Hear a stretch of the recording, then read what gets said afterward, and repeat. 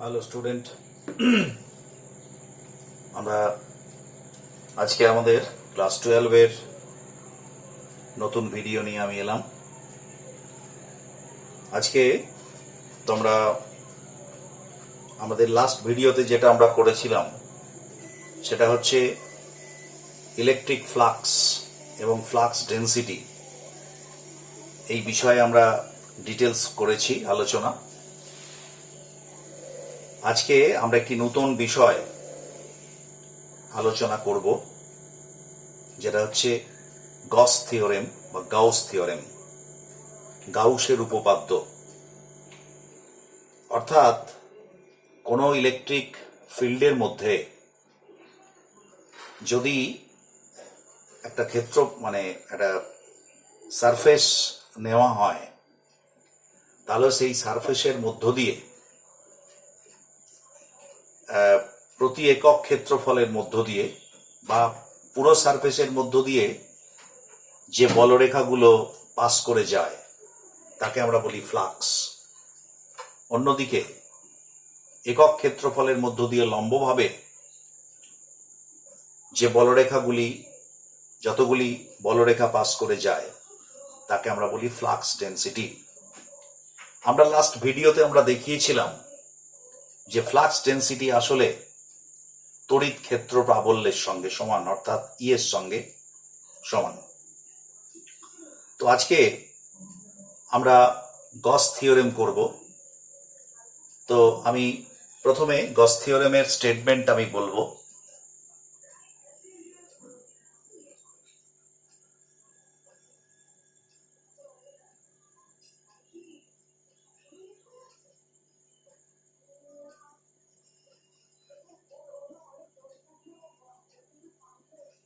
গাউসের উপপাদ্য।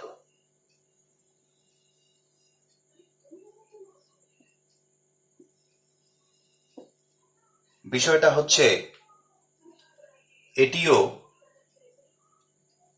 কুলম্বের সূত্রের মতো ইলেকট্রোস্ট্যাটিক্সের একটি ফান্ডামেন্টাল একটা সূত্র, যেখানে কুলম্বের সূত্রে শুধুমাত্র বিন্দু আধানের ক্ষেত্রে প্রয়োগ করা হয়েছিল।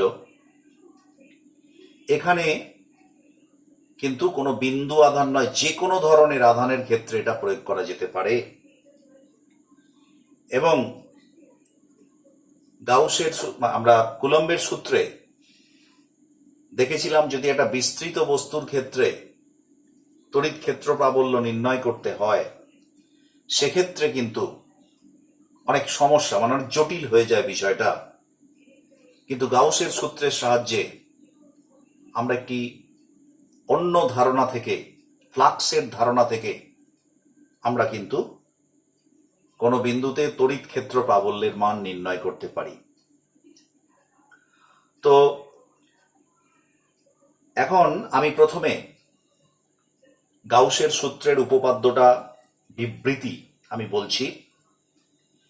কোনো বদ্ধ তলের মধ্য দিয়ে অতিক্রান্ত নেট নেট নেট মানে যাওয়া আসা মিলিয়ে নেট তড়িৎ ফ্লাক্স ওই তলের অভ্যন্তরে ভিতরে অবস্থিত নেট আধানের 1/ইপসাইলন গুণ। আমি আবার বলছি, কোনো বদ্ধ তলের মধ্য দিয়ে নেট ফ্লাক্স, নেট তড়িৎ ফ্লাক্স ওই আধানের অভ্যন্তরে অবস্থিত নেট আধানের 1/ইপসাইলন গুণ। এখন নেট ফ্লাক্স মানে কি? নেট ফ্লাক্স মানে টোটাল ফ্লাক্স, অর্থাৎ কোন একটা বদ্ধ তলের মধ্য দিয়ে যে ফ্লাক্স বেরোচ্ছে ঢুকছে, এদের যোগ বিয়োগ, এদের টোটালটা, এদের রেজাল্ট্যান্ট, সেটা হচ্ছে নেট ফ্লাক্স।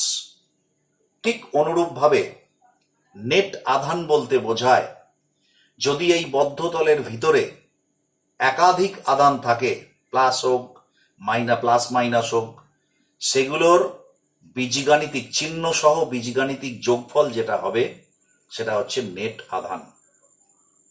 তো তার মানে একটা বদ্ধ তলের মধ্য দিয়ে যে ফ্লাক্স হচ্ছে, সেই ফ্লাক্স তাহলে নির্ভর করছে, আমরা আগেই জেনেছিলাম, যে আধানের ওপর, এবং সেক্ষেত্রে নেট ফ্লাক্স হচ্ছে কিউ বাই ইপসাইলন জিরো বা ইপসাইলন, মানে অন্য মাধ্যম হলে ইপসাইলন, শূন্য মাধ্যমের ক্ষেত্রে ইপসাইলন জিরো। অর্থাৎ কোনো বদ্ধ তলের মধ্য দিয়ে নেট ফ্লাক্স যদি ফাই হয়, আমরা যদি ধরি নেট ফ্লাক্স যদি ফাই হয়, net flux equals to phi equals to Q by epsilon বা ইপসাইলন জিরো। এইটাই হচ্ছে, এটা হচ্ছে কিন্তু নেট চার্জ, এটা হচ্ছে নেট চার্জ। কোথায়? না অভ্যন্তরে। অর্থাৎ একটা যদি বদ্ধ তল থাকে, তাহলে সেই বদ্ধ তলের ভিতরে যদি কিউ আধান যদি থাকে, তাহলে এই তলের মধ্য দিয়ে ফ্লাক্স ঢোকা বেরোনো নিয়ে মোট যেটা হবে প্লাস মাইনাস করে, সেইটা যদি হয় তাহলে phi equals to Q by epsilon. এটাই হচ্ছে তোমার গাউসের উপপাদ্য। এখন এখানে যে জায়গাটায় একটুখানি একটা জেনে নেওয়ার ব্যাপার রয়েছে, সেটা হচ্ছে আমরা ইতিমধ্যে আমরা গত ভিডিওতে আমরা দেখেছি যে কোনো একটা তড়িৎ ক্ষেত্রের মধ্যে যদি আমরা একটা প্লেন সারফেস যদি আমরা ইমাজিন করি, কিংবা থাকে, যদি রিয়েল সারফেসও হয় কিংবা যদি ইমাজিনারি সারফেসও হয়, তাহলে সেই সারফেসের মধ্য দিয়ে লম্বভাবে পারপেন্ডিকুলারলি নর্মালি যে সংখ্যক বলরেখা পাস করে যাবে সেটাই হচ্ছে ওর মধ্য দিয়ে ফ্লাক্স, মানে ওই তলের মধ্য দিয়ে ফ্লাক্স। এবং একক ক্ষেত্রফলের মধ্য দিয়ে যে ফ্লাক্স হবে সেটাকে আমরা বলেছিলাম ফ্লাক্স ডেন্সিটি, এবং সেটা আমরা প্রমাণ করে দেখিয়েছিলাম যে অ্যাকচুয়ালি ফ্লাক্স ডেন্সিটি হচ্ছে যে ওই বিন্দুর তড়িৎ ক্ষেত্র প্রাবল্যের সঙ্গে সমান। এবং আমরা একটা রিলেশন বার করেছিলাম এইরকম, যে ফাই যদি ফ্লাক্স হয় কোনো তলের মধ্য দিয়ে, ফাই যদি ফ্লাক্স হয় আর ই যদি একক ক্ষেত্রফলের মধ্য দিয়ে ফ্লাক্স হয়, আর এ যদি ওই তলের সঙ্গে লম্ব, মানে এ যদি ক্ষেত্রফল হয় এবং এই ক্ষেত্রফলের অভিমুখের সঙ্গে যদি ইটা লম্বভাবে থাকে, তাহলে phi equals to E into এ। কিন্তু যদি লম্বভাবে না থাকে, যদি লম্বভাবে, অর্থাৎ যদি এই ছবিটা আমরা এরকম হতে পারে, ধরো এইটা একটা তল যার ক্ষেত্রফল এ, সেই তলের মধ্য দিয়ে এটা ফ্লাক্স হচ্ছে, তো এক্ষেত্রে আমরা লিখতে পারি phi equals to E into এ। এখন যদি এটা এরকম হয়, এখন যদি এটা লম্বভাবে না হয়ে, এটা যদি লম্বভাবে না হয়ে যদি ফ্লাক্সটা এরকম হয়,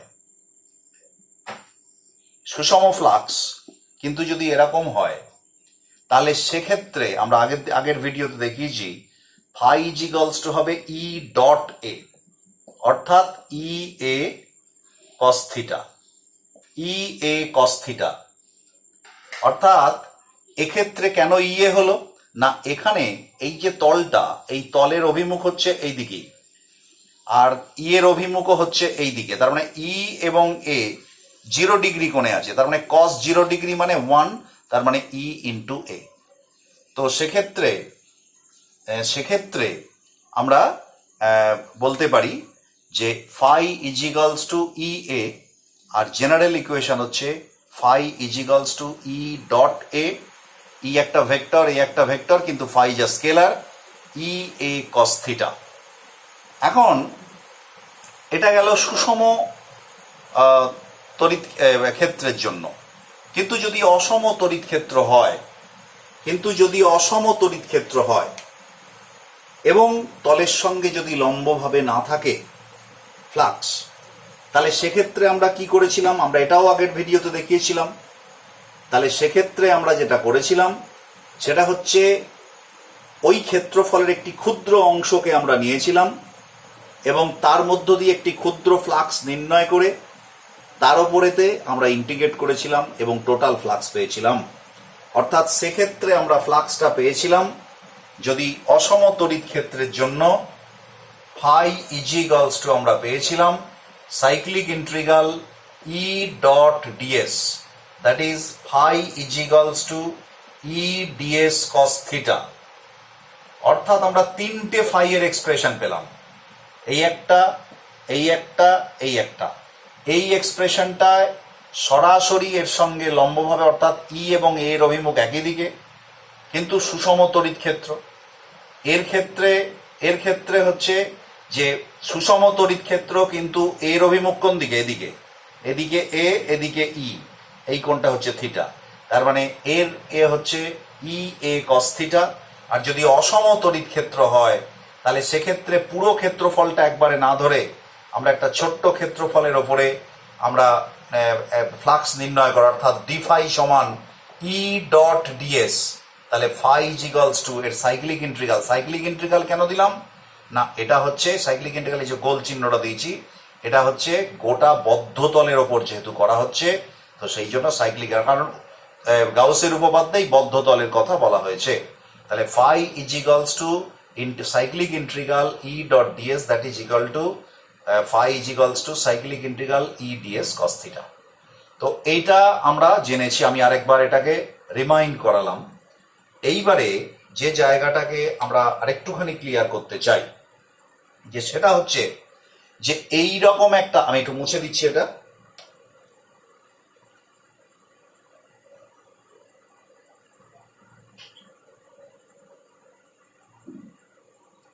একটা তড়িৎ ক্ষেত্রের মধ্যে যদি একটা ওপেন সারফেস থাকে, ওপেন সারফেস মানে ক্লোজ সারফেস নয়, তাহলে সেক্ষেত্রে আমরা যেদিকে ফ্লাক্স যাচ্ছে, অর্থাৎ যেদিকে ইয়ের অভিমুখ, আমরা সেই দিকেই কিন্তু এর অভিমুখটাকে এই তলের সঙ্গে লম্বভাবে ধরব।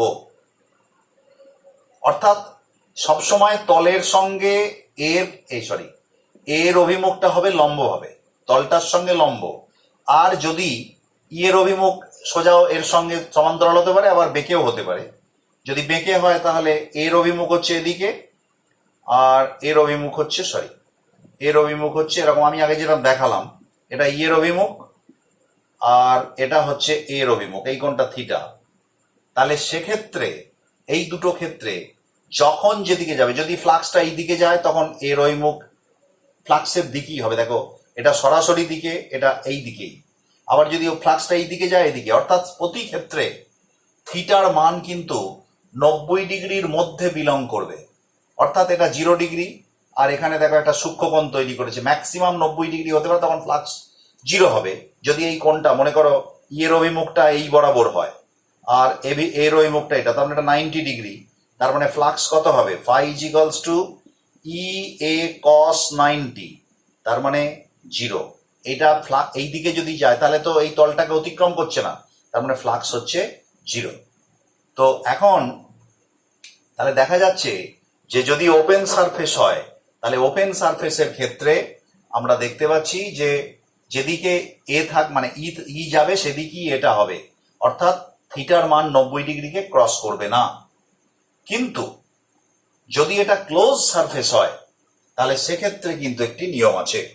সেটি কি না, ক্লোজ সারফেসে আমরা সবসময় ধরি যে ক্লোজ সারফেসের এর অভিমুখ হচ্ছে আউটওয়ার্ড নর্মাল।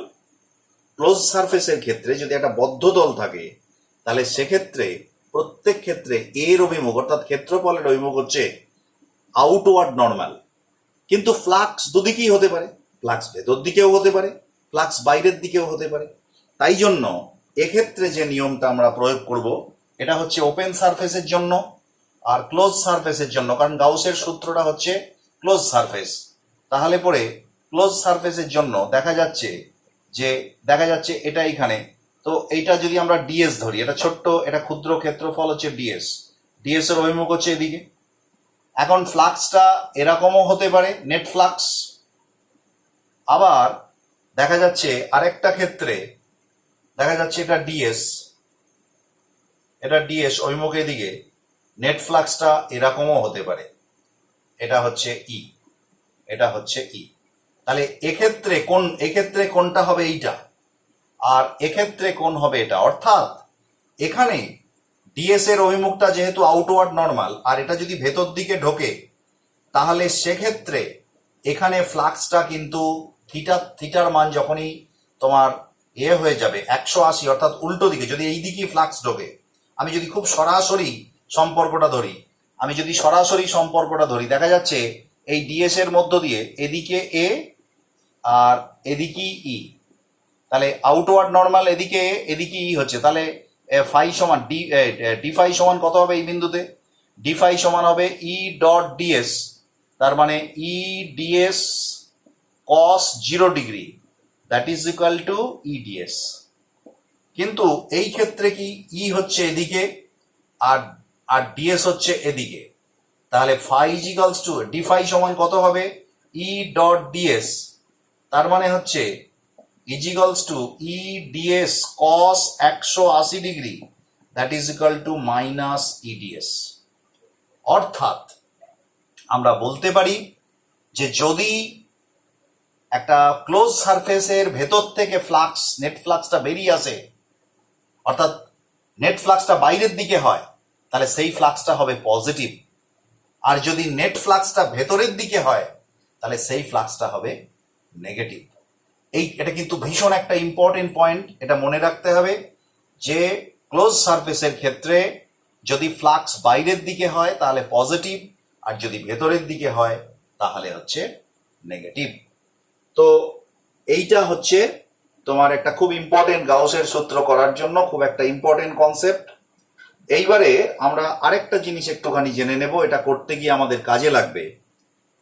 সেটা হচ্ছে কনসেপ্ট অফ সলিড অ্যাঙ্গেল। তোমরা জানো সলিড অ্যাঙ্গেলের বাংলা হচ্ছে ঘনকোণ, এবং আমরা ইতিমধ্যে এসআই ইউনিটে আমরা দেখেছি ঘনকোণের কথাটা আছে, স্টে রেডিয়ান হচ্ছে যে এরিয়ে। তো ঘনকোণের সম্পর্কে আমরা একটু ছোট্ট করে একটু জেনে নেব, তো আমরা সেটা একটু জেনে নিচ্ছি। প্রথমত আমরা গাউস সূত্রই পড়ছি, কিন্তু সেক্ষেত্রে আমরা এটা একটু জানা দরকার। এবার হচ্ছে ঘনকোণ বাংলা, ইংরেজিতে হচ্ছে সলিড অ্যাঙ্গেল, ঠিক আছে? এটা হচ্ছে সলিড অ্যাঙ্গেল। তো ঘনকোণ বা সলিড অ্যাঙ্গেল সেটা কি, এইটা জানতে গেলে প্রথমে আমাদের প্লেন অ্যাঙ্গেল অর্থাৎ সমতলিক যে কোণ সেই কোণ সম্পর্কে জানি। এসআই ইউনিটে সমতলিক কোণের ইউনিট হচ্ছে রেডিয়ান। তো রেডিয়ানকে আমরা কিভাবে ডিফাইন করি, আমরা কিভাবে সংজ্ঞায়িত করি? না, সেটা হচ্ছে একটা সার্কেলের আমরা যদি একটা ক্ষুদ্র অংশ নিই পরিধির, ডিএল, আমরা যদি একটা ক্ষুদ্র অংশ ডিএল বা এল যাই বলো আমরা যদি নিই, তাহলে এই যে ক্ষুদ্র অংশটা কেন্দ্রে যে কোণ উৎপন্ন করছে এটাকে আমরা বলছি থিটা রেডিয়ান। ডিএল অংশটা যে কোণ উৎপন্ন করছে এর রেডিয়াস হচ্ছে আর। তাহলে এই থিটাকে আমরা এইভাবে ডিফাইন করতে পারি, থিটা রেডিয়ান সমান ডিএল বাই আর।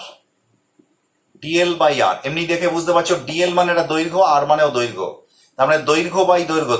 আমরা জানি যে অ্যাঙ্গেলের মাত্রা হচ্ছে 1, তার মানে দৈর্ঘ্য বাই দৈর্ঘ্য। এটা হচ্ছে রেডিয়ানের ডেফিনেশন। অর্থাৎ এই একটা পুরো সার্কেলের একটা ক্ষুদ্র অংশ কেন্দ্রে যে কোণ উৎপন্ন করছে সেই কোণটা হচ্ছে রেডিয়ানের definition, theta is equals to DL by R. এখন আমরা এই অনুযায়ী সবচেয়ে বেশি আমরা কত পেতে পারি, রেডিয়ান। তার মানে সম্পূর্ণ বৃত্তটা কভার করলে তাহলে সেইটা কত হবে, সেই তখন থিটা সমান কত হবে, সম্পূর্ণ বৃত্তটা কভার করা মানে পরিধিটা কত হবে, 2 পাই আর। তার মানে 2 pi R by R, DL এর জায়গায় 2 পাই আর হবে, তার মানে আর আর কেটে গেল, দ্যাট ইজ ইকুয়াল টু 2 পাই।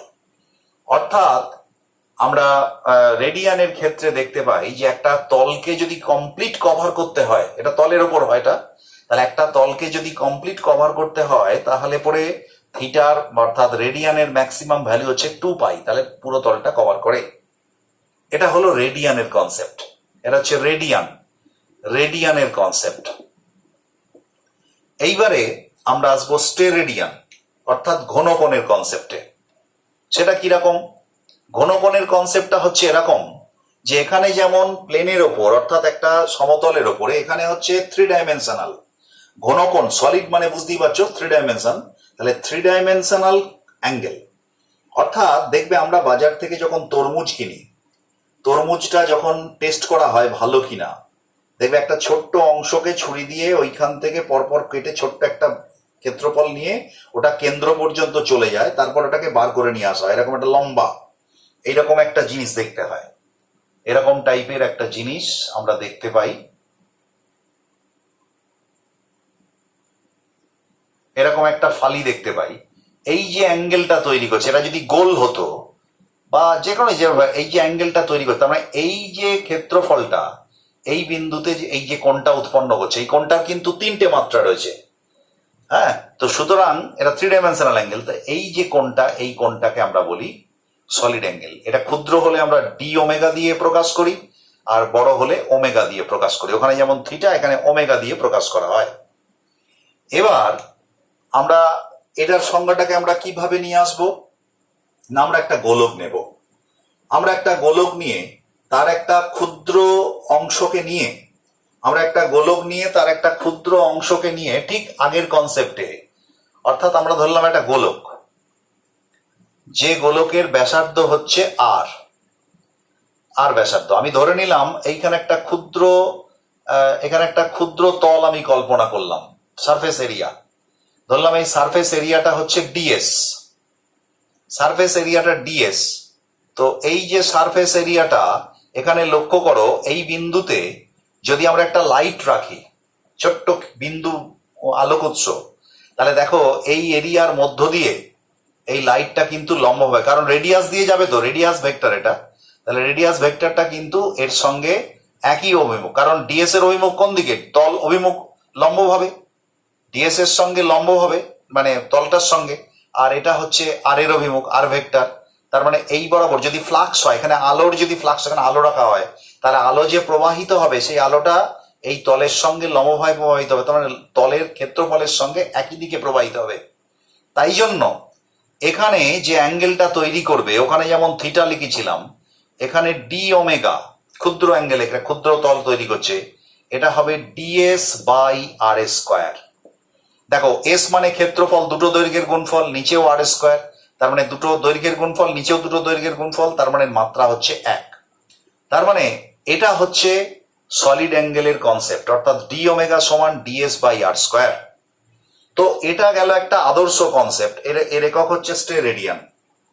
এখন এটা যদি ধরো আমি যে কোনো ধরনের বাস্তব তল নিয়ে আমরা ভাবতে পারি যে এখানে যে সবসময় গোলক হবে এমন তো নয়। দেখা যাচ্ছে আমি একটা যে কোনো অনিয়মিত আকৃতির ধরো তল নিয়ে ভাবলাম, ধরো দেখা যাচ্ছে এরকম একটা তল, তো এই বিন্দুতে আমরা একটা ধরো কল্পনা করছি, আমরা এইখানে যতটা অ্যাঙ্গেল, এই যে এই সারফেসটা তৈরি করছে এখানে, এই সারফেসটা, তাহলে এখানে তোমার আর ভেক্টরটা, এখানে যদি একটা বিন্দু আলোক উৎস রাখে, আলোটা কিরাম বেরোবে, আর ভেক্টর বরাবর বেরোবে, তার মানে এই সোজা বেরোবে।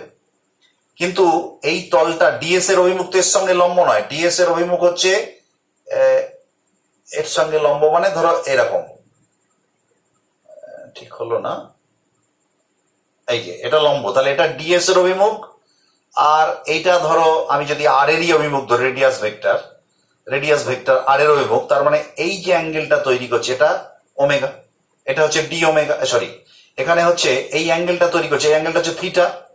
তাহলে এইবারে আমরা যদি এইটাকে যদি আমরা লম্ব অভিমুখে নিয়ে আসি, অর্থাৎ এইটা যদি ফ্লাক্সটা, এই যে আলোটা বেরোচ্ছে এটা লম্বভাবে বেরোচ্ছে না, তাহলে লম্ব দিকে যদি নিয়ে আসি, আগের দিনের যে ভিডিও সেখান থেকে আমরা বলতে পারি এটা কস উপাংশটা এখানে নিয়ে আসবো, তাহলে পরে অ্যাকচুয়ালি এর লম্ব দিকে যে ফ্লাক্সটা হবে সেটা হবে ডিএস, এখানে যেমন ডিএস বাই আর স্কোয়ার লিখেছিলাম, এখানে হবে DS cos theta by R square, D omega সমান। অর্থাৎ এটা হলো যে কোনো তলের জন্য সলিড অ্যাঙ্গেলের এক্সপ্রেশন, ডি ওমেগা সমান DS cos theta by R square. এবার ইয়ের ক্ষেত্রে তোমার হচ্ছে গোলকের ক্ষেত্রে থিটার মান কত? না থিটার মান 0, কারণ এর অভিমুখ আর ডিএস এর অভিমুখ, তাহলে cos থিটা 0 হলে কত হবে? cos 0 1, তার মানে ds বাই আর স্কয়ার, সেটা এখানে লিখেছি। তার মানে যে কোনো তলের জন্য হবে ds cos theta by R square. এবারে আমরা যেমন দেখলাম যে প্লেন অ্যাঙ্গেলের ক্ষেত্রে তার ম্যাক্সিমাম যে ভ্যালু সেটা দেখলাম 2 pi R by R, that is equal to 2 pi. তাহলে এক্ষেত্রে যদি আমরা একটা গোলকের সম্পূর্ণ তলকে ধরি, তাহলে সেক্ষেত্রে সলিড অ্যাঙ্গেলের ম্যাক্সিমাম ভ্যালু কত হবে? ওমেগা সমান ডিএস কস থিটা, মানে ডিএস বাই আর স্কয়ার গোলকের ক্ষেত্রে, আদর্শ ক্ষেত্রে ডিএসটা মানে পুরোটা, তাহলে গোলকের বক্রপৃষ্ঠের ক্ষেত্রফল কত? 4 pi R square by R square, তার মানে আর কেটে গেল, that is equal two 4 pi. তার মানে একটা বিন্দু থেকে আমরা 3 ডাইমেনশনাল স্পেসের পুরোটা যদি কভার করতে চাই, কারণ আমরা বলেছি প্লেন অ্যাঙ্গেলের 2 ডাইমেনশন, অর্থাৎ একটা প্লেনকে পুরো কভার করছিল, আর এখানে স্পেসটাকে যদি পুরো কভার করে তাহলে কত সলিড অ্যাঙ্গেল করবে? না 4 পাই। তাহলে এইটা আমাদের একটুখানি এই জিনিসটা আমাদের মাথায় নিতে হবে যে সলিড অ্যাঙ্গেল হচ্ছে ম্যাক্সিমাম ভ্যালু হচ্ছে 4 পাই, এবং সলিড অ্যাঙ্গেলের জেনারেল এক্সপ্রেশন হচ্ছে D omega is equals to DS cos theta by R square. ঠিক আছে? তো এই কনসেপ্টের পরে আমরা যে এবার আমরা যেটা করব সেটা হচ্ছে যে প্রথমত যেটা আমরা করব সেটা হচ্ছে যে গাউস যে উপপাদ্য, সেই উপপাদ্যের একটা ছোট্ট মানে সরল প্রমাণ আমরা করার চেষ্টা করব। সেটা হচ্ছে আমরা একটু দেখে নিই। তো মুছে দিচ্ছি এটা।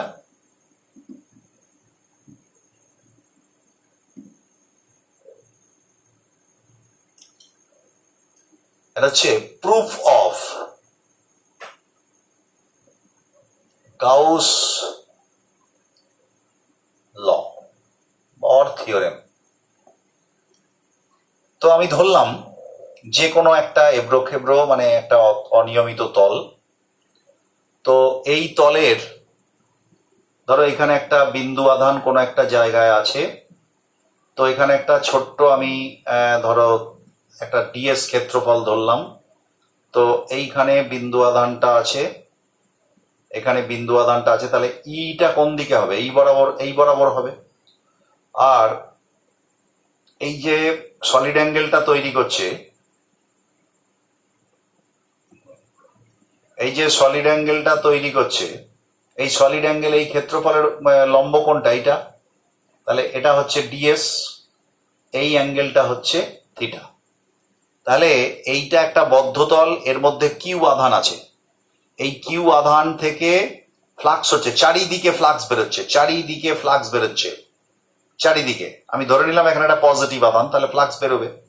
তো আমরা প্রথমে একটা, যেহেতু এটা অনিয়মিত তল, তাহলে লম্ব তো এখানে হচ্ছে না এবং অসমতরিত ক্ষেত্র, তাই জন্য একটা ক্ষুদ্র ডিএস ক্ষেত্রফল ধরে সেইটাকে এই বিন্দুতে কত সলিড অ্যাঙ্গেল মানে তৈরি করছে সেটাকে এঁকে নিলাম।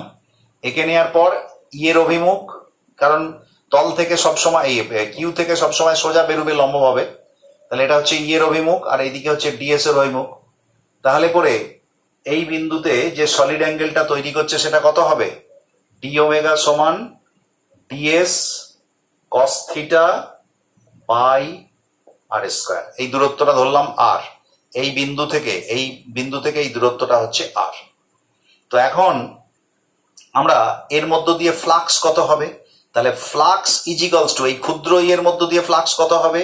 ই। আমি যদি ধরে নিই এর এই বিন্দুতে তড়িৎ ক্ষেত্রের এই হচ্ছে ই, তাহলে E by E dot DS, তার মানে phi is equals to E DS, এটা আমরা দিতে পারি ই ডিএস কস থিটা, কারণ দেখো এখানে থিটা অ্যাঙ্গেল তৈরি করেছে, ই ডিএস কস থিটা। এবার আমরা জানি কুলম্বের সূত্র থেকে একটা বিন্দু আধানের জন্য আর দূরত্বে তোমার ফ্লাক্সের পরিমাণ কত হয়? না 1/4 পাই ইপসাইলন, আমি যদি যে কোনো মাধ্যম ধরি তাহলে epsilon into Q by R square. আমরা এখানে ই এর মান এটা লিখলাম, তাহলে কিউ বাই, সরি এটা আমি ছোট্ট ক্ষুদ্র আমি ধরছি, এটা অল্প মানে এইটুকু আধানের মধ্য দিয়ে, তাহলে ডি ফাই সমান হচ্ছে 1/4 pi epsilon Q by R square, আর এটা হচ্ছে কস থিটা, আর কস থিটা আর একটা ডিএস আছে, ডিএস কস থিটা। তাহলে পরে ডিএস কস থিটা। এখন তাহলে ফাই সমান কত হবে? Cyclic integral 1/4 pi epsilon Q by R square DS cos theta. আমি এটাকে এখানে নিয়ে আসছি, আমি কনস্ট্যান্ট গুলোকে বাইরে বার করে নিচ্ছি। তাহলে phi equals to 1/4 pi epsilon, আর কিউটাও বেরিয়ে এলো, আর বাদ বাকিটাকে আমি ভেতরে রাখলাম। সাইক্লিক ইন্টিগ্রাল, সাইক্লিক ইন্টিগ্রাল কেন না গোটা বদ্ধ তলটাকে কভার করছে, total flux phi equals to ভেতরে থাকছে DS cos theta by R square. তার মানে phi equals to Q by 4 pi epsilon into, এবার DS cos theta by R square মানে তো ডি ওমেগা, তাহলে সাইক্লিক ইন্টিগ্রাল ডি ওমেগা, এই যে ডি ওমেগা। এবার ডি ওমেগা হচ্ছে যে ক্ষুদ্র, এবার গোটাটা বলেছি গোটা স্পেসটাকে কভার করলে কি হবে? সাইক্লিক ইন্টিগ্রাল ডি ওমেগা মানে 4 পাই, তার মানে phi equals to Q by 4 pi epsilon into 4 pi, তাহলে 4 পাই কেটে গেল, that is phi equals to Q by epsilon. দেখো আমরা শুরুতেই বলেছিলাম যে এইটা হলো গাউসের উপপাদ্য, অর্থাৎ কোনো একটা মানে আধান থেকে, কিউ আধান থেকে যে ফ্লাক্স বেরোবে সেই ফ্লাক্সটা হচ্ছে ওই আধানের ভেতরে, মানে বদ্ধতলের ভেতরে যে আধান থাকবে কিউ, তার 1/ইপসাইলন গুণ, that is equal to phi. এখন যদি এটা মনে করো, এটাকে এরম ভাবেও লেখা যেতে পারে কিউ বাই কে ইপসাইলন 0। আবার যদি এটা শুধু শূন্য মাধ্যমে হয় তাহলে phi equals to Q by epsilon 0 ইত্যাদি।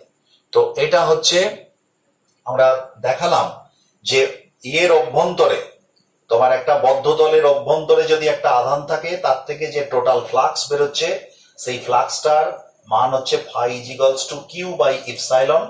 তো এটা আমরা গাউসের সূত্রটাকে প্রমাণ করলাম।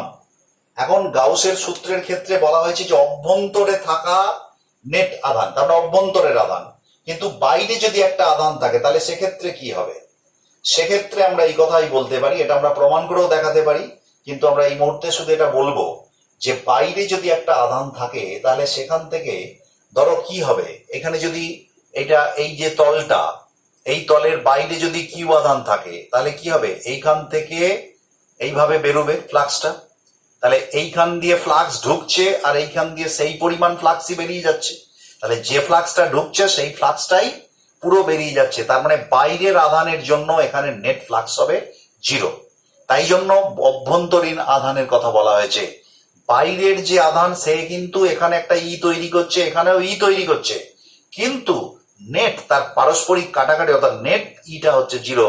অর্থাৎ এদিকে যত ফ্লাক্স ঢুকছে, ঢোকা মানে হচ্ছে মাইনাস, আর বেরোনো মানে হচ্ছে প্লাস, তাহলে প্লাস মাইনাস সমান সমান হচ্ছে এবং কেটে যাচ্ছে। ফলে আমরা দেখতে পাচ্ছি বাইরের আধানের জন্য এটা নয়, অভ্যন্তরীণ আধানের হচ্ছে কিউ বাই ইপসাইলন গুণ, এটাই হচ্ছে গাউসের সূত্র। এইবারে আমরা গাউসের সূত্রের কিছু অ্যাপ্লিকেশন আমরা এখানে করব। মুছে দিই।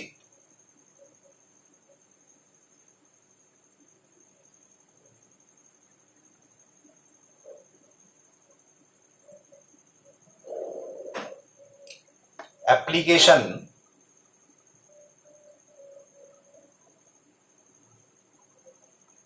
of গাউস ল, গাউসের সূত্রের অ্যাপ্লিকেশন। গাউসের সূত্রের অ্যাপ্লিকেশন করতে গেলে আমাদের যেটা হচ্ছে এখানে আমরা আরেকটা কনসেপ্ট এখানে নিয়ে আসবো, সেটা হচ্ছে গাউস তল বা গাউসিয়ান সারফেস। গাউস তল বা গাউসিয়ান সারফেস, গাউস তল, গাউস তল। গাউস তল জিনিসটা কি না, গাউস তল হচ্ছে যে আমরা যখন আমরা প্রথমত হচ্ছে যে আমরা গাউসের সূত্র নিয়ে কি করব, আমরা গাউসের সূত্র নিয়ে আমরা হচ্ছে কোনো বিন্দুতে তড়িৎ ফ্লাক্সের সাহায্যে আমরা তড়িৎ প্রাবল্য নির্ণয় করব, তড়িৎ ফ্লাক্সের সাহায্যে তড়িৎ প্রাবল্য নির্ণয় করব। কিন্তু এটা করার জন্য আমরা একটা কাল্পনিক তলের কথা ভাববো, যে বিন্দুতে আমি ফ্লাক্স তড়িৎ ক্ষেত্রের প্রাবল্য নির্ণয় করতে চাইছি, যে বিন্দুতে আমি তড়িৎ ক্ষেত্রের প্রাবল্য নির্ণয় করতে চাইছি সেই বিন্দুতে আমরা হচ্ছে যে একটা তল কল্পনা করতে পারি যেখান দিয়ে ফ্লাক্সটা হবে। এই তলটাকে আমরা বলছি গাউস তল। যেমন দেখা যাচ্ছে যে ধরো এটা কিউ আধান, আমি আর দূরত্বে এই পি বিন্দুতে আমি ই নির্ণয় করতে চাইছি। তো এই পি বিন্দুর মধ্য দিয়ে আমি একটা তল কল্পনা করতে পারি, এটা কাল্পনিক তল। It may be a real surface but it may not be a real surface. এটা বাস্তব তল হতেও পারে আবার নাও হতে পারে। এই যে তলটা, এই তলটাকে আমরা বলছি গাউস তল। তো গাউস তল হচ্ছে একটা কাল্পনিক তল, একটা ম্যাথামেটিক্যাল সারফেস। মানে আমরা গাউসের ক্যালকুলেশন করার জন্য বা গাউস লটাকে প্রয়োগ করার জন্য এই তলের কল্পনা করি। তো এই গাউস তল এর কতগুলো বৈশিষ্ট্য রয়েছে, সেই বৈশিষ্ট্যগুলো আমরা একটু জেনে নেব, কারণ এটা পরীক্ষায় কোশ্চেনও আসে যে গাউস তলের তোমার ক্যারেক্টারিস্টিক গুলো কি। আচ্ছা, আমি তাহলে ওটা লিখে দেওয়ার পর তারপর অ্যাপ্লিকেশনের জায়গায় যাব।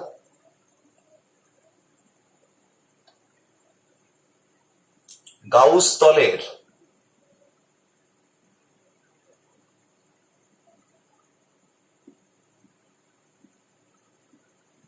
বৈশিষ্ট্য।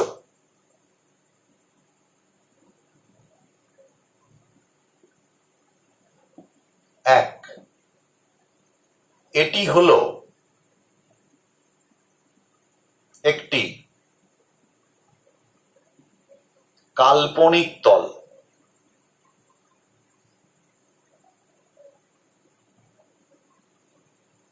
এটি হলো একটি কাল্পনিক তল। দুই, এই তলের, এটা লিখে দেওয়া যেতে পারে, এই তলের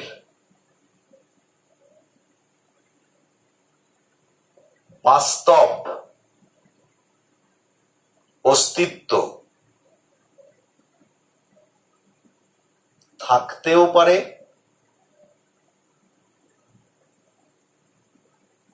আবার নাও পারে।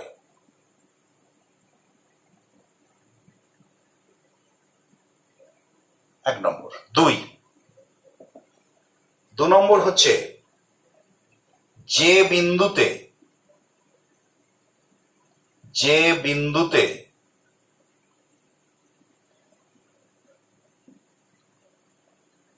ই নির্ণয় করতে হবে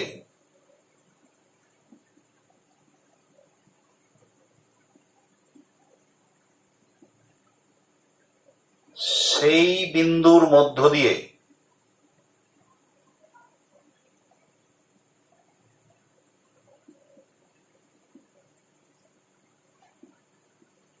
তলটি কল্পনা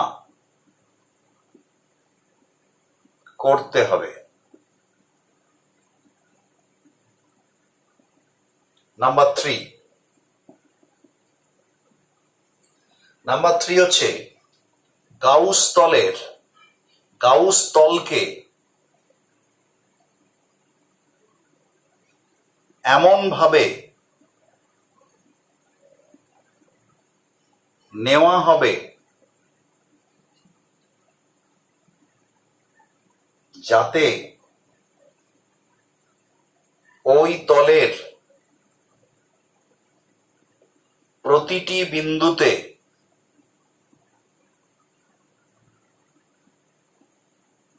ই এর মান সমান হয়। 4, তলটিকে এমন ভাবে নেওয়া হবে যেন প্রতিটি বিন্দুতে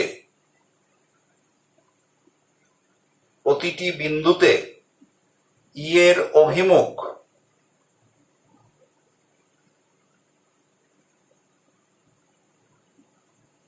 তলের সাথে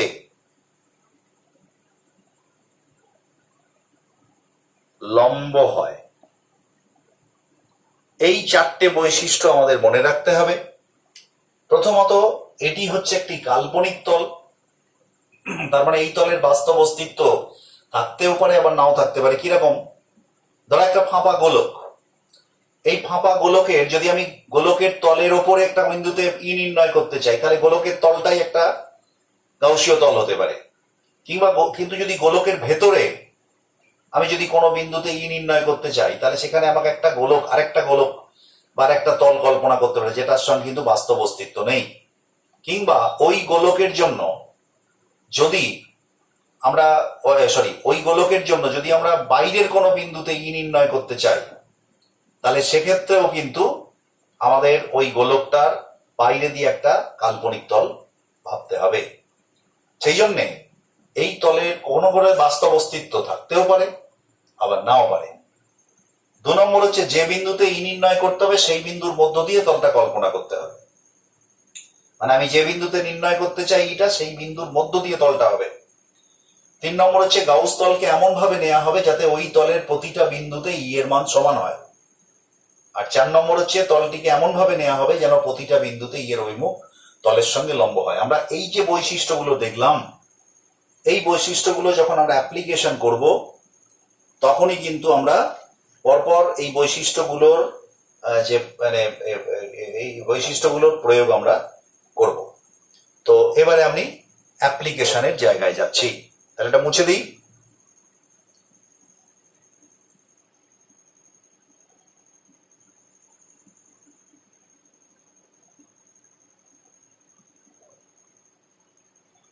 প্রথম হচ্ছে, বিন্দু আধানের জন্য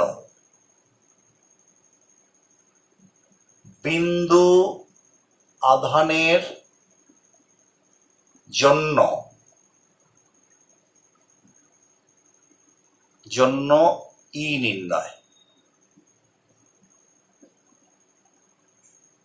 তো বিন্দু আধানের জন্য আমরা একটা কিউ বিন্দু আধান নিলাম এখানে একটা বিন্দুতে। তো সেই কিউ আধানের কে আমরা একটা বিন্দু এখানে আধান নিলাম কিউ, আমরা আর দূরত্বে আমরা ইয়ে নির্ণয় করতে চাইছি। এই পি বিন্দুতে আমরা প্রাবল্য নির্ণয় করতে চাইছি কি করে? না, গাউস সূত্রের প্রয়োগ করে। তাহলে প্রথম কি হচ্ছে না, একটা গাউস তল কল্পনা করতে হবে। কোথা দিয়ে? না, যে বিন্দুতে আমরা প্রাবল্য নির্ণয় করব সেই বিন্দুর মধ্য দিয়ে। কিন্তু তলটা তো যেমন তেমন হলে হবে না, সেই তলটার কতগুলো বৈশিষ্ট্য থাকতে হবে। সেই বৈশিষ্ট্যগুলো কি না, যে তলটা কল্পনা করব তার প্রতিটা বিন্দুতে যেন ই সমান হয়। আর তার মানে আমি এখানে কি নিতে পারি না, প্রত্যেকটা বিন্দু থেকে আর দূরত্ব যদি আমি যদি যে তলটা কল্পনা করব সেই তলের বিন্দুগুলো সবাই যদি কিউ থেকে সমান দূরত্বে থাকে, তাহলে প্রতিটা বিন্দুতে ই সমান হবে। তার মানে স্পেস কভার করলে তাহলে কি হবে, একটা গোলক হতে পারে গাউসীয় তল। এবং দেখো, গোলকের যদি কেন্দ্রে আধানটা থাকে তাহলে ফ্লাক্স কিরকম ভাবে হবে? রেডিয়াস বরাবর, তার মানে লম্ব ভাবে তলের সঙ্গে। তাহলে সবকটা বৈশিষ্ট্যকে প্রকাশ করছে। তাহলে আমি কি করলাম না, এই আধানের জন্য এর মধ্য দিয়ে আমি একটা গোলক কল্পনা করলাম। আমি ছবিটা একবার গোলকটা এঁটে নিচ্ছি আগে। এই গোলকটা কল্পনা করলাম, মানে এইটা হচ্ছে কিউ আধান, আর এর মধ্য দিয়ে ফ্লাক্স হচ্ছে, এরকম ভাবে চারিদিকে এবং লম্বভাবে ফ্লাক্স হচ্ছে।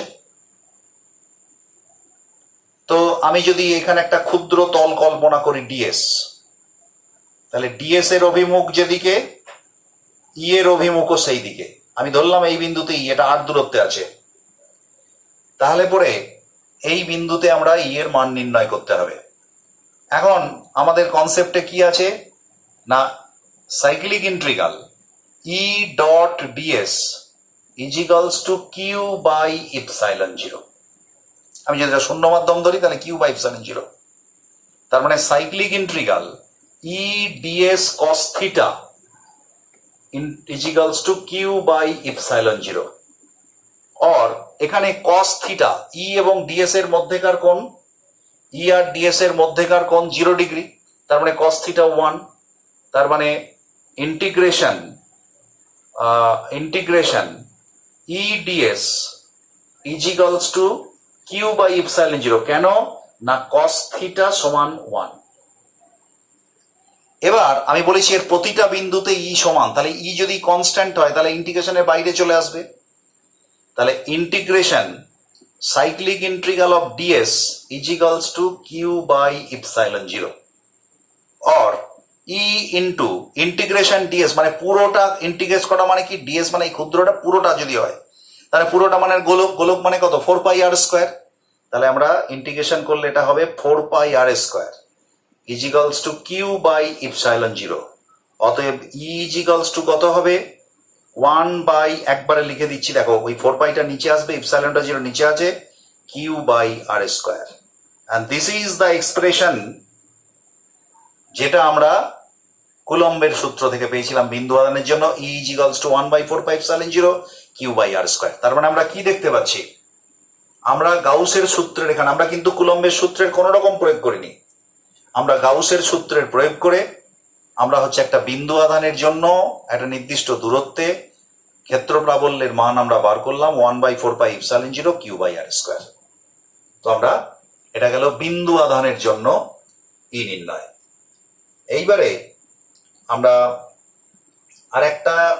আরেকটা আমি করব, সেটা হচ্ছে যে এবার সেকেন্ড আমি মুছে দিচ্ছি, এটা আহিত গোলকের জন্য, আহিত ফাঁপা গোলক, আহিত ফাঁপা গোলক, আহিত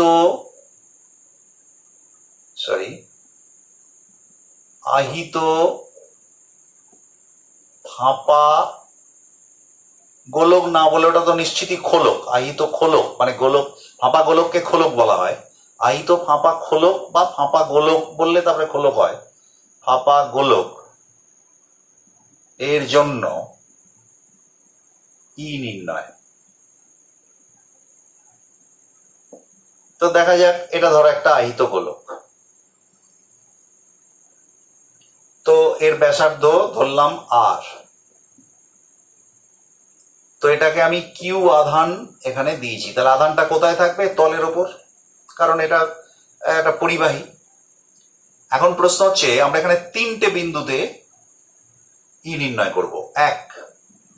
এক হচ্ছে বাইরের একটা বিন্দুতে, ধরলাম এই বিন্দুটা হচ্ছে এক্স দূরত্বে, আমি আগেই এটা এঁকে ফেললাম, এটা ধরো এক্স দূরত্বে, এইখান থেকে এর কেন্দ্র থেকে, মানে যে ফাঁপা গোলকের কেন্দ্র থেকে এক্স দূরত্বে আমি একটা গোলক কল্পনা করলাম, তাহলে এটা গাউসীয় তল। তাহলে স্বাভাবিকভাবেই গাউসীয় তল এমন ভাবে কল্পনা, এর গোলকের মধ্য থেকে যে এটা বেরোবে ফ্লাক্স গুলো লম্বভাবে বেরোবে, তাহলে পরে এই বিন্দুতে আমাদের ইয়ে কত হবে, ঠিক একইভাবে তোমার integration cyclic integral E dot DS is equals to Q by epsilon. কারণ তুমি দেখো এখানে কিউটা কিন্তু গোলক, মোট আধান কিউ, কিন্তু গাউসীয় তলের ভেতরে আছে। আমি বলেছিলাম যে আধানের আকৃতি যাই হোক না কেন এখানে কোনো ম্যাটার করবে না, কিন্তু কুলম্বের সূত্রে এটা প্রয়োগ করা যেত না সরাসরি। তাহলে এখানে আধান একটা গোলকীয় তলের ওপর আছে, গোলকীয় আধান, একটা নিরবিচ্ছিন্ন আধান, তাহলে সেইটা আমরা এখানে কিন্তু সেটা ম্যাটার করলো না। আমি যেহেতু এটা গাউসীয় তলের ভেতরে আছে কিউ আধান, তাহলে আমরা লিখতে পারি কিউ বাই ইপসাইলন জিরো। তাহলে পরে এবার আবার integration E DS cos theta is equals to Q by epsilon zero. এখন এখানেও কস থিটা আমি বলেছি এটা লম্বভাবে বেরোবে, তার মানে ই আর ডিএস এর অভিমুখ একই, তার মানে integration E DS is equals to cos theta, এখানে 1, তার মানে কিউ বাই ইপসাইলন জিরো, তার মানে কস থিটা সমান 1। তাহলে ইটা যেহেতু কনস্ট্যান্ট বাইরে বেরিয়ে এলো, integration DS is equals to Q by epsilon zero. এখন ডিএস মানে এইটা, ডিএস মানে কিন্তু এর ক্ষেত্রফল, এইটার ক্ষেত্রফল সেটা কত না 4 পাই এক্স স্কোয়ার, এই গোলকটার ক্ষেত্রফল কত 4 পাই এক্স স্কোয়ার।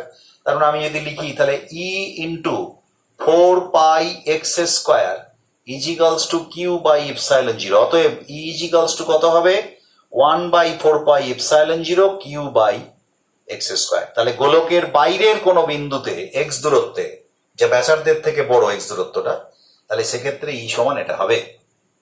এইবার যদি এই বিন্দুটা এইখানে হয়, অর্থাৎ গোলকের তলের ওপর অবস্থিত হয়। ঠিক একইভাবে আমরা নির্ণয় করতে পারি। এখানে যেমন ডিএস কস থিটা বা এটা করলাম, তো এখানে ডিএসটা কত হবে, এখানে 4 পাই এক্স স্কোয়ার নিয়েছিলাম, এখানে কত হবে আর স্কোয়ার। তার মানে এখানে কত হবে E into 4 pi R square equals to Q by epsilon zero. অতএব E equals to 1/4 pi epsilon into Q by R square. তাহলে গোলকের পৃষ্ঠের ওপরেতে ই এর মান হচ্ছে 1/4 pi epsilon zero Q by R square. এইবার আমরা যদি এমন একটা বিন্দু নিই যেটা হচ্ছে, ধরো এইখানে বিন্দুটা নিলাম গোলকের ভেতরে, তাহলে এইখানে গোলকীয় তলটা গাউসীয় তলটা কল্পনা করব। আমি মনে করলাম এই দূরত্বটা আমি ধরে নিলাম ছোট হাতের আর, এই দূরত্বটা আমি ধরে নিলাম ছোট হাতের আর। তাহলে পরে আমরা ঠিক একইভাবে এই বিন্দুর জন্য, এই পি প্রাইম বিন্দুর জন্য আমরা কি করব, integration E dot DS equals to Q by epsilon zero. কিন্তু এখানে সব থেকে বড় কথা হচ্ছে, দেখো লক্ষ্য করে, যেখানে এইটা হচ্ছে গাউসীয় তল আর কিউটা কোথায় আছে, গাউসীয় তলের বাইরে, গাউসীয় তলের বাইরে আছে। তাহলে আমরা বলেছি যে সেটাই মাত্র ই তৈরি করে যেটা গাউসীয় তলের ভেতরে থাকে, সেই আধানটাই। তাহলে এখানে পুরো আধানটা তো এই তলের ওপর আছে, তাহলে স্বাভাবিকভাবে গাউসীয় তলের বাইরে আছে। তাই জন্য আমরা এখানে কিউ যদি জিরো হয়ে যায় তাহলে কিউ বাই ইপসাইলন জিরো, অতএব ই ইজিক্যালস টু জিরো। তার মানে একটা গোলীয়, একটা ফাঁপা গোলক যার ভেতরে কিন্তু কোনো তড়িৎ ক্ষেত্র থাকে না। আমি একটু তোমাদের মনে করাতে চাই যে আমরা দেখবে এর আগে পর্যন্ত এই আলোচনা করেছি যে গোলীয় তলের ভেতরে, মানে ওই যে ইলেকট্রিক্যাল শিল্ডিং যেটা বলেছিলাম, তড়িৎ পর্দা, এই ভেতরে যদি কোনো বস্তুকে রাখা হয় তাহলে বাইরের কোনো তড়িৎ দ্বারা এটা প্রভাবিত হয় না। কেন হয় না তার প্রমাণটা আমরা দেখতে পাচ্ছি যে ভেতরে আমরা গাউস তল দিয়ে প্রমাণ করলাম যে ভেতরে হচ্ছে ই এর মান 0, তাই জন্য এটা এরকম হয়। তো আমরা তাহলে পরে কি দেখতে পাচ্ছি, ভেতরটায় 0, বাইরেটায় হচ্ছে 1/4 pi epsilon zero Q by R square, আর তারপরে হচ্ছে E equals to 1/4 pi epsilon zero Q by X square. এখন এক্স এর মানটা অবশ্যই আর এর থেকে বড়, তার মানে যত দূরত্বটা বাড়বে তত আস্তে আস্তে ওই ব্যস্তানুপাতিক বর্গসূত্র অনুযায়ী কমবে, আর ম্যাক্সিমাম ভ্যালুটা হচ্ছে গোলকের হচ্ছে যে পৃষ্ঠে। তার মানে এটাকে যদি আমরা গ্রাফিক্যাল রিপ্রেজেন্টেশন করি যে গোলকের এদিকে হচ্ছে তোমার দূরত্ব, এদিকে হচ্ছে দূরত্ব আর এদিকে হচ্ছে ই। আমরা এই দূরত্বটা, এটা হচ্ছে গোলকের কেন্দ্র, এটা হচ্ছে কেন্দ্র গোলকের। তাহলে গোলকের কেন্দ্র থেকে আর দূরত্বে এইখানটায় কোনো ফ্লাক্স থাকবে না, ই এর মান 0। আর পৃষ্ঠ, এটা হচ্ছে পৃষ্ঠটা, আর দূরত্বে কি আছে, পৃষ্ঠ আছে, পৃষ্ঠে হচ্ছে ম্যাক্সিমাম ভ্যালু, তারপরে ভ্যালুটা আস্তে আস্তে স্কোয়ার 1/x স্কোয়ার অনুযায়ী কমতে থাকবে। তার মানে গ্রাফটা হবে জাস্ট এরকম, এটা হচ্ছে গ্রাফ। অর্থাৎ এটা ই ভার্সেস, অর্থাৎ তড়িৎ প্রাবল্য ভার্সেস দূরত্বের গ্রাফ, কেন্দ্রবিন্দু থেকে দূরত্ব। কেন্দ্রটা হচ্ছে গোলকের কেন্দ্রটা অরিজিনে, তার থেকে আমি আর দূরত্ব বাদ দিলাম। আর দূরত্ব কেন না, আর দূরত্বটা হচ্ছে গোলকটার যে ব্যাসার্ধ, কারণ এর এর এর ভেতরে কোনো তড়িৎ ক্ষেত্র প্রাবল্য থাকছে না, সেই জন্য এখানে কোনো তড়িৎ ক্ষেত্র প্রাবল্য নেই। তারপর থেকে শুরু হচ্ছে কিন্তু ম্যাক্সিমাম ভ্যালু, এখানে ম্যাক্সিমাম ভ্যালু থেকে শুরু হচ্ছে, আস্তে আস্তে যত দূরে যাচ্ছি আস্তে আস্তে কমে যাচ্ছে। and this is the graphical representation of এটা। অর্থাৎ তার মানে আমরা দেখতে পাচ্ছি আহিত ফাঁপা গোলকের জন্য ই কিভাবে আমরা নির্ণয় করব তা আমরা দেখতে পেলাম। আমরা আজকে এই পর্যন্তই আমরা বিষয়টাকে বলে শেষ করছি। পরের ভিডিও আমরা পরের অ্যাপ্লিকেশন, আরো কিছু অ্যাপ্লিকেশন আমরা করব, সেই অ্যাপ্লিকেশনগুলো আমরা পরের ভিডিওতে দেখব। ওকে।